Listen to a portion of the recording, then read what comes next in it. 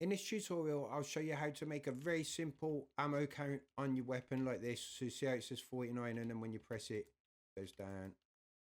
And if you want to stick around at the end, I'll show you how to sort of animate it. So you see how it's going down like that.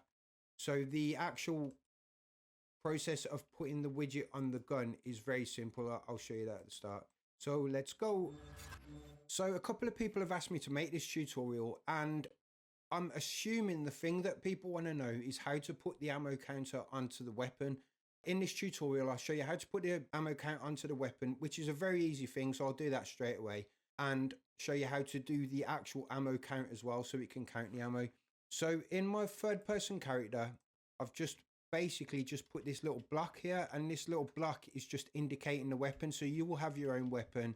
What you should do, you shouldn't just have, I mean, you can do this to test it out if you want, but you would have your own weapon and you would have it connected to a hand skeleton, you know, like the joint on a hand. So, and you'd have like an aim down sight animation and stuff like that. But for the purpose of this tutorial, I've just got a basic cube that's just in front of me like this, but I'm going to put the ammo count onto that blue bit. So first of all, I'm just going to find an empty space in my content drawer. I'm just going to right click and user interface widget blueprint. This is just going to be the ammo count. We're going to go user widget and we're just going to call this ammos underscore UI. Double click that to open it.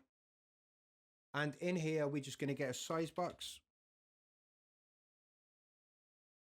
On the size box on here, we're going to go width override and height override. And this will be the size of the actual widget. So just let's say 180 by 60. And then fill screen up here, design on screen. Now that's going to be the size of it. So let's make it a little bit bigger. So we go back up to height and put about 90, maybe even 100. Yeah, like that. Compile, save. But we're going to throw the text in as well. So we're going to, over here on common, just drag text into there. And then you've got a size box and a text block. That's all we've got in this widget. So on the text block, go center, horizontal alignment center, vertical alignment center. So now it's like this. And then we can just put, say, 100 there in the text. You can change the size and the font of this text as well if you want. So under here, appearance, see we highlighted on text, appearance, font family. You can drag a font in if you've got one on your computer. If you want to change it, change the size to say 50. So it's like that. Compile, save, right? And then we can just close. Well, actually, let's start this. Left click, hold, left click, and drag it across. And then we're going to go back up into the third person character. And then it's very, very simple. What we're going to do is it needs to be parented to the weapon as well, the widget does. So we're going to go to this cube, this little blue cube. So you will be parented to your weapon. So we just go add there, we go widget. And then we've got a widget in the components. We go across, scroll all the way down. And then widget class here, the widget we just made. And now see, look, we've got that 100 that we made in the widget and it's facing outwards. So we don't want that, right? It's also massive, but that's because it's parented to the cube. So you see on the scale, you can lock it back in and then just reset and it will go back to the size it should be. See, it's small now, but it's facing the wrong way. So what we want to do is we just want to put 180 on there and it will just turn around. Now this bit is a little bit fidgety. So just basically just placing it where you want it to be. This is why, right, I always say in tutorials, always know your numbers, always know your zeros and where stuff is, right? So see up here, the location of this widget is relevant to the location of this cube, right? So if we just zero that out, so now the widget, we put that to 0, 0, 0. We still want the rotation 180 because that's turning it round. And now see, that's at 0, 0, 0 where that cube is. Right, so now from there we can say -10 or maybe minus 30, minus 40. You just till it comes to this 50. And now see it's there, but it's actually not there a little bit. So let's go minus 52. And then see how it's a little big. You can either adjust the size of the widget in this bit, so we can say 0.9 or 0.8, or you can actually adjust the size of the actual widget. So you could go back into your widget and you could adjust this size box and make that smaller, but it just depends whichever way you want to do it really. So now look, if we go to the game and press play, I've got 100 on that, right? It needs to be parented to the weapon. This cube here, the widget is parented to it. You see how it's slightly to the right. So if I move this cube, that 100 will move as well. See? If I move this box, the blue box doesn't move. So we're going to get this blue box and we're going to parent it to this cube. You might not have to do that because you'll just have a weapon, but the important thing is this widget needs to be parented to your weapon, else otherwise it won't move with the weapon.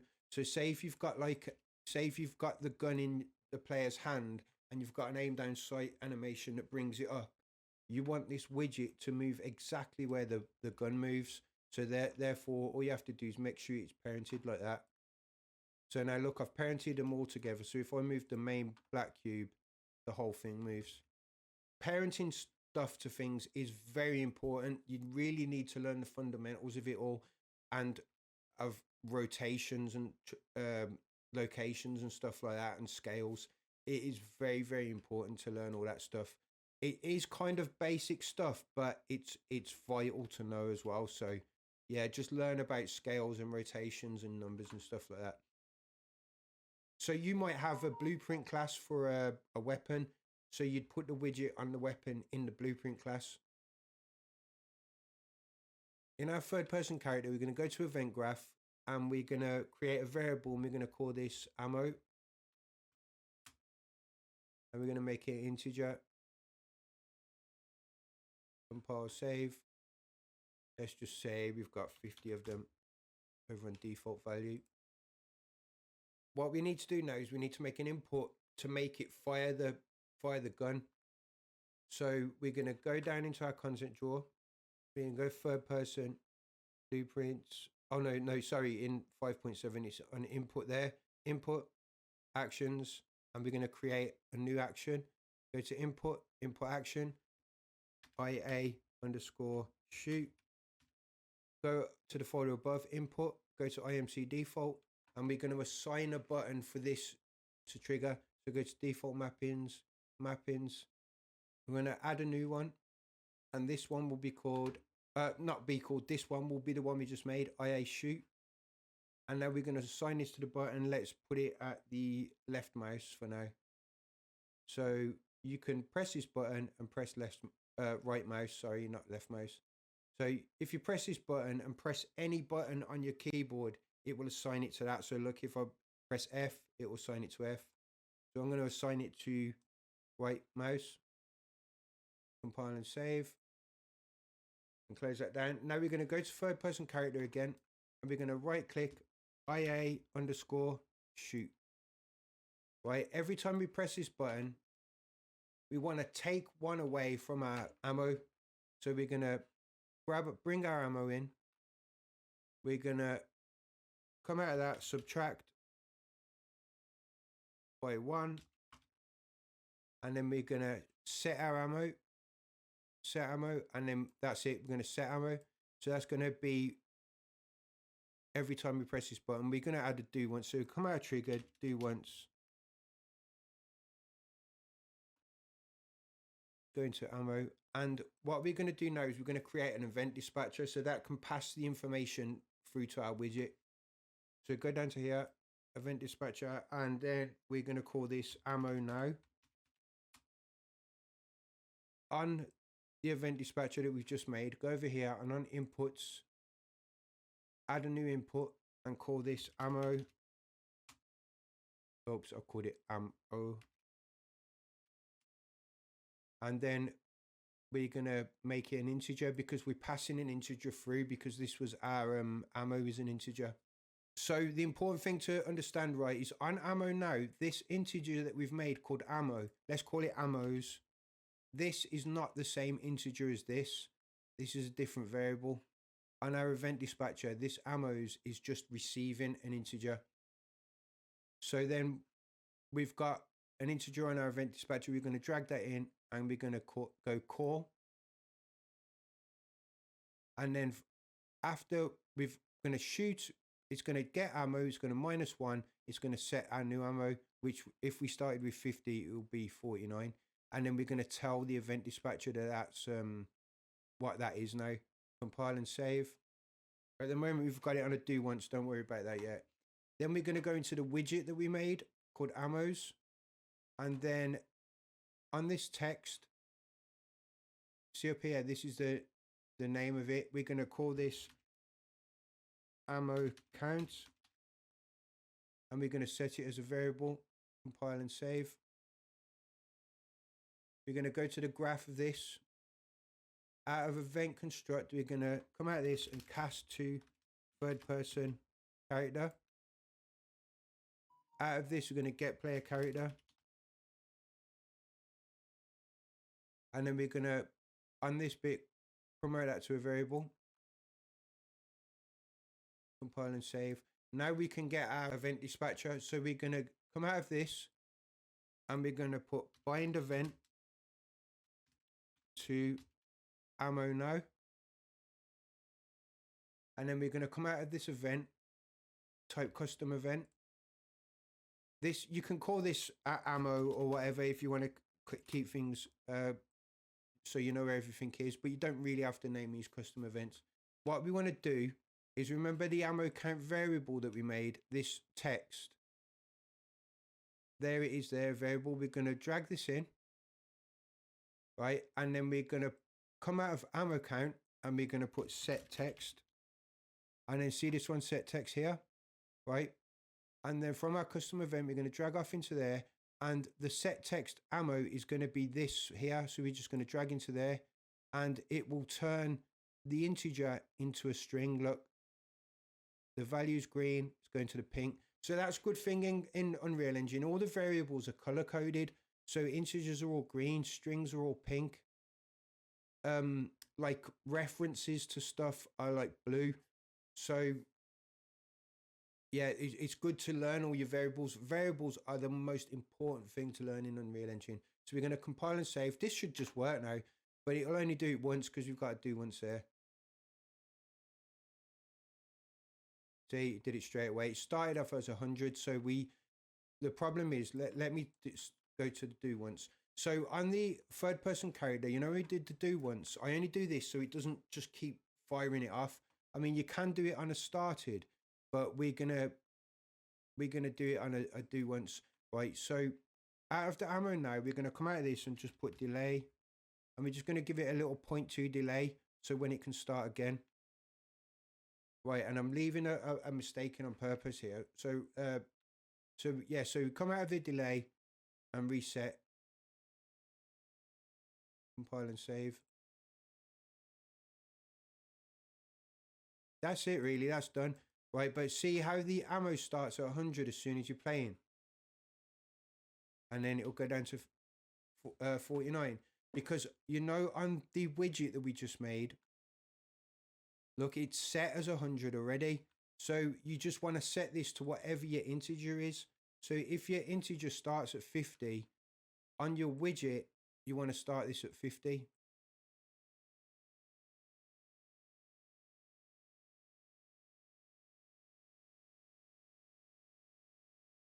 And that's done. See, I can hold it down and because it's got that 2-second delay, it'll just keep going down like that, firing. So that's not shooting anything out. So you'd add like a line trace logic, you'd add like Niagara effects for explosions, you'd add sound effects and stuff like that. So yeah, that's about it though. That's done. I mean, you can add animations to this, so you could make this grow every time it took a shot, it grew and went small. Let's just do that quickly. Just go back to your widget, go down to animations, go animation, and just call this ammo up. You can call it whatever you want. It would be ammo down, but whatever. Right, so then you make sure that's blue, go add. And what we want to do is we want to change that variable, the right in 50. Remember, it's called ammo count. See ammo count there. Then when you've put added the ammo count in, you click this to make a track, and we want to just put transform because that's going to be the size. Let's grab there and go to say 0.2.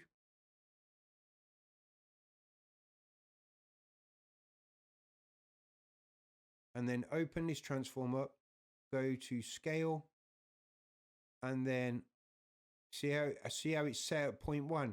That's whatever size this is 0.1. You're going to scroll to the end and add a key there, and add a key there. And then we're going to go into the middle of that with the scroll bar, say at 0.10. And we're going to make it go, say 0.9, and then 0.9. So it goes like this.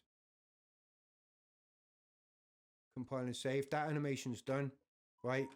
Then you can go to your graph, and because we've set it up as an event for it to happen every time there's a change to this custom to this event dispatcher, the call ammo now, right? We're gonna play the animation in there.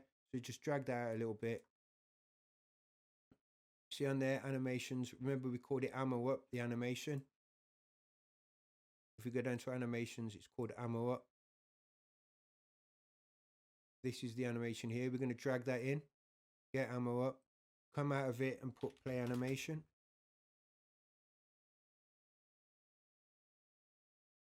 Might look a little bit messy there, but this is a very, very simple thing. Just get that out of the way. Yeah, it's very, very simple. There's the animation we made, this one. It's playing the animation. This ammo count is the variable that we made of them numbers. And that ammo count is being set by whatever the integer is in the event dispatcher. And then we're just going to play a little animation every time we fire off the shot.